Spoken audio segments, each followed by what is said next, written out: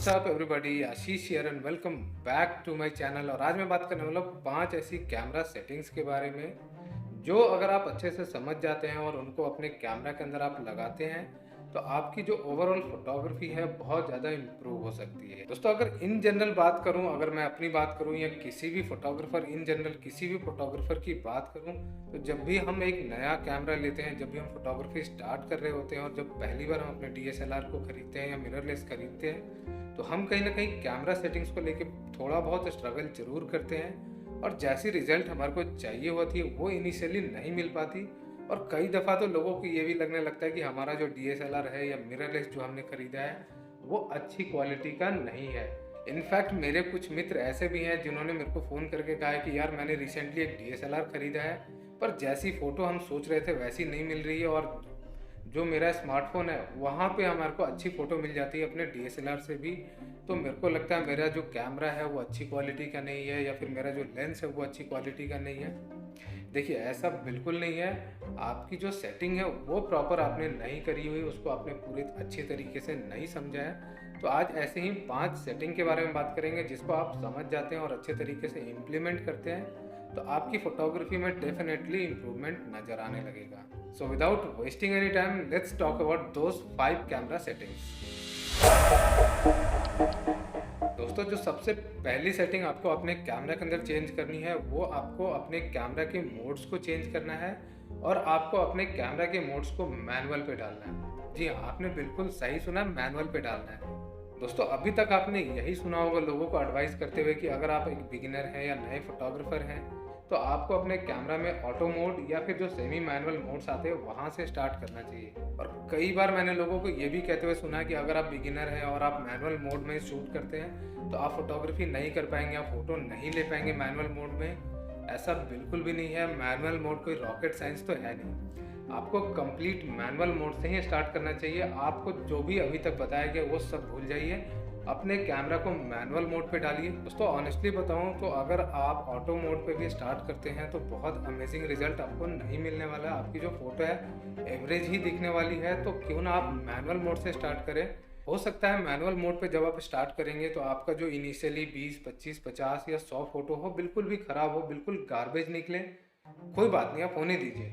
At least ये होगा कि जब भी आप मैनुअल मोड पे शूट करेंगे आप चीज़ों को सीखेंगे कि अपर्चर, शटर स्पीड, ISO कैसे काम करता है और इनके अंदर चेंज करने से आपकी फ़ोटो के अंदर क्या चेंजेस आते हैं। दोस्तों, ऑटो मोड में आप सिर्फ कैमरा का शटर बटन प्रेस करते हैं, बाकी सारा कुछ आपका कैमरा डिसाइड करता है। तो आपने क्या अपना कैमरा सिर्फ शटर बटन प्रेस करने के लिए ख़रीदा है? नहीं। तो आपको हमेशा मैनुअल मोड से स्टार्ट करना चाहिए। और जब आप एक बार मैनुअल मोड पूरी तरीके से सीख जाएं, अपर्चर, शटर स्पीड, ISO इन तीनों को अच्छे से समझ जाएं, उसके बाद आप जिस मोड पे भी खेलना चाहें, auto, aperture priority, shutter priority, जिसमें भी खेलना चाहें आप खेल सकते हैं। एक और फ़ायदा होगा, जब भी आप मैनुअल मोड पे शूट करेंगे, जो भी आप फ़ोटो लेंगे, अगर फ़ोटो अच्छी आएगी तो आपको पता होगा, आपका कॉन्फिडेंस बिल्डअप होगा, आपको पता होगा कि मैंने ये फ़ोटो ली है।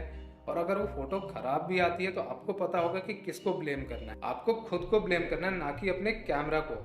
तो एटलीस्ट आप कैमरा को ब्लेम करने से बच जाएंगे और आपको पता होगा एग्जैक्टली धीरे धीरे जैसे ही आप मैनुअल मोड पे शूट करेंगे धीरे धीरे आप चीज़ें सीखते जाएंगे और आपको पता होगा कि कौन से कंडीशन में मेरे को अपर्चर वैल्यू बढ़ानी है, घटानी है, कहाँ पे मेरे को ISO बढ़ाना है, कहाँ पे मेरे को ISO घटाना है। तो ये सारी चीज़ें आप बहुत जल्दी सीखेंगे जब भी आप मैनुअल मोड पे शूट करेंगे।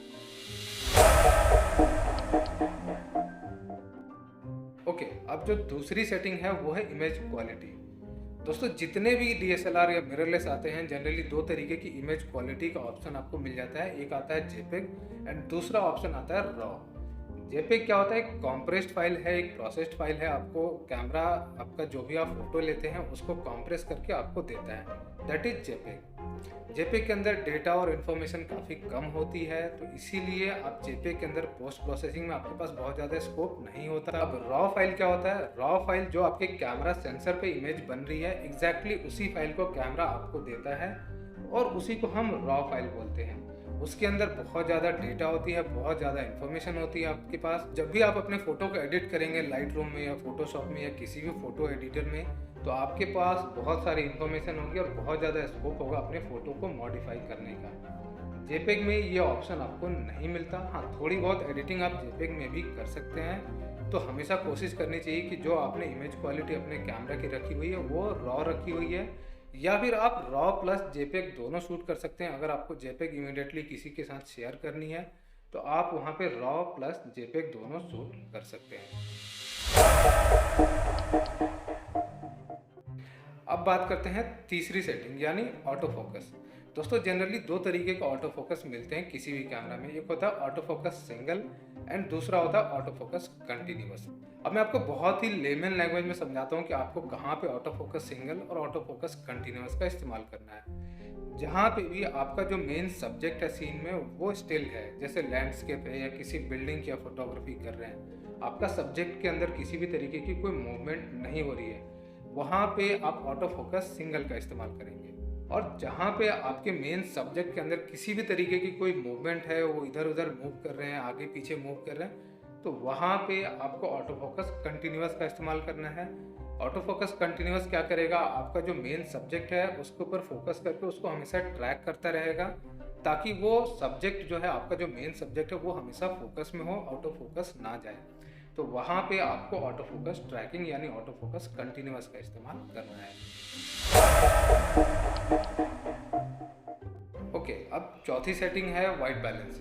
दोस्तों वाइट बैलेंस होता क्या है? वाइट बैलेंस आपके कैमरा के अंदर की ऐसी सेटिंग है जो वाइट कलर को एज अ वाइट रीड करने में मदद करता है। इसी को हम वाइट बैलेंस बोलते हैं और इसको मेजर करने के लिए केल्विन वैल्यू का इस्तेमाल किया जाता है। जैसे जैसे आप केल्विन वैल्यू को बढ़ाते हैं, 5000, 6000, 7000, 8000 लेके जाते हैं, तो आपका फ़ोटो और वार्म होता जाएगा, येलो होता जाएगा। जैसे जैसे आप केल्विन वैल्यू को घटाएंगे 4000, 3000, आपका फ़ोटो कूल होता जाएगा, ब्लू होता जाएगा। आजकल के जितने भी कैमरा आते हैं उनमें ऑटो वाइट बैलेंस बहुत ही अच्छी रीडिंग लेता है। 90-95% केसेज में ऑटो वाइट बैलेंस बहुत अच्छी रीडिंग लेके आपको अच्छे कलर प्रोड्यूस करके देता है। तो आपको हमेशा अपने कैमरा को ऑटो वाइट बैलेंस पे ही रखना है। और हालांकि जैसे मैंने ऑलरेडी बताया कि आपको रॉ शूट करना चाहिए, जब भी आप रॉ शूट करते हैं तो आप अपने वाइट बैलेंस को पोस्ट प्रोसेसिंग में जब आप एडिट करेंगे लाइट रूम में या फोटोशॉप में, वहाँ पे आप अपने वाइट बैलेंस को एडजस्ट कर सकते हैं। जेपेग में आपको ये ऑप्शन नहीं मिलता, तो आपको हमेशा रॉ शूट करना चाहिए और अपने वाइट बैलेंस को ऑटो पे रखना चाहिए। आपको अपने कैमरा के अंदर बहुत सारे प्रीसेट्स भी मिल जाते हैं, day light, cloudy, tungsten, fluorescent, इस तरीके के बहुत सारे प्रीसेट्स भी मिल जाते हैं। आप उनको भी ट्राई कर सकते हैं। पर जब आपका camera auto white balance mode पे ही आपको बहुत अच्छा रिजल्ट देता है, तो मेरी सजेशन ये है कि आप उसको ऑटो वाइट बैलेंस पे ही डाल दें। पांचवी जो सेटिंग है वो है इमेज स्टेबलाइजेशन। दोस्तों इमेज स्टेबलाइजेशन होता क्या है? दोस्तों जब भी आप हैंड हेल्ड फोटोग्राफी कर रहे होते हैं, जब भी आप अपने कैमरा को हाथ में पकड़ के फ़ोटो ले रहे होते हैं, तो कई बार आपकी मूवमेंट होती है और हाथों की मूवमेंट की वजह से कैमरा के अंदर जर्क आता है और आपका फ़ोटो ब्लरी होता है और सॉफ्ट हो जाता है। वहाँ पे हम इमेज स्टेबलाइजेशन की मदद से अपने फ़ोटो को शार्प ले सकते हैं, अपने फ़ोटो के अंदर जो ब्लरीनेस है उसको रिड्यूस कर सकते हैं और कम कर सकते हैं। इमेज स्टेबलाइजेशन क्या करता है, जो आपकी मूवमेंट हो रही है, हाथों की मूवमेंट हो रही है, उसको कंपनसेट करने के लिए लेंस में या फिर आपके सेंसर में एक काउंटर मूवमेंट क्रिएट होता है, जिसकी वजह से आपका फ़ोटो शार्प होता है, आपका फ़ोटो के अंदर ब्लरीनेस नहीं आता। तो आपको दो चीज़ें ध्यान रखनी है। जब भी आप हैंड हेल्ड फोटोग्राफी कर रहे हैं, आप अपने कैमरा को हाथ में पकड़ के फोटोग्राफी कर रहे हैं, तो आप इमेज स्टेबलाइजेशन को हमेशा ऑन रखेंगे। और जब भी आप अपने कैमरा को ट्राइपॉड पे आपने रखा हुआ, वहाँ पे आपको इमेज स्टेबलाइजेशन को ऑफ कर देना है। कारण क्या है, जब भी आप अपने इमेज स्टेबलाइजेशन को ऑन रखते हैं तो आपका जो इमेज स्टेबलाइजेशन है वो स्टेबलाइज करने की कोशिश करता है हर वक्त। और जब हालांकि आपने कैमरा को ट्राइपॉड पे रखा है, आपके कैमरा के अंदर किसी भी तरीके की कोई मूवमेंट नहीं हो रही है और आपका जो लेंस है और जो आपका कैमरा है वो कंपनसेट करने की कोशिश कर रहा है, तो वहाँ पे आपका फ़ोटो ब्लर हो सकता है। इसीलिए जब भी आप ट्राइपॉड पे शूट कर रहे हैं तो आप इमेज स्टेबलाइजेशन को ऑफ कर दीजिए, और जब भी हैंडल शूट कर रहे हैं वहाँ पे आप इमेज स्टेबलाइजेशन को ऑन रखेंगे। तो दोस्तों ये थी 5 सेटिंग्स, और जब भी मैं किसी कैमरा को इस्तेमाल करता हूँ या फिर मैं नया कैमरा लेता हूँ तो ये 5 सेटिंग ज़रूर चेंज करता हूँ। और अगर आपको भी ये 5 सेटिंग समझ में आ गई होगी तो आप अपने कैमरा के अंदर इनको चेंज कीजिए, go out, take some photos, और जब भी आप अपने फ़ोटो को देखेंगे इन 5 सेटिंग को चेंज करने के बाद, तो आपको रियलाइज़ होगा कि आपकी जो फ़ोटो है वो पहले से बहुत बेहतर आने लगी है। आप चीज़ों को अच्छे से समझने लगे हैं, आपके फ़ोटो के अंदर आपका कंट्रोल बढ़ जाएगा, aperture, shutter speed, ISO, white balance, तो ये सारी चीज़ें आप अच्छे से समझने लगेंगे, आपकी फ़ोटोग्राफी ओवरऑल इम्प्रूव हो जाएगी। दोस्तों वीडियो अच्छी लगे तो लाइक और शेयर, नहीं लगी तो आप डिसलाइक भी कर सकते हैं, और चैनल को सब्सक्राइब करना ना करना ये आपकी चॉइस है। मैं ऐसे ही वीडियो बनाता रहूँगा। मिलता हूँ अगले वीडियो में।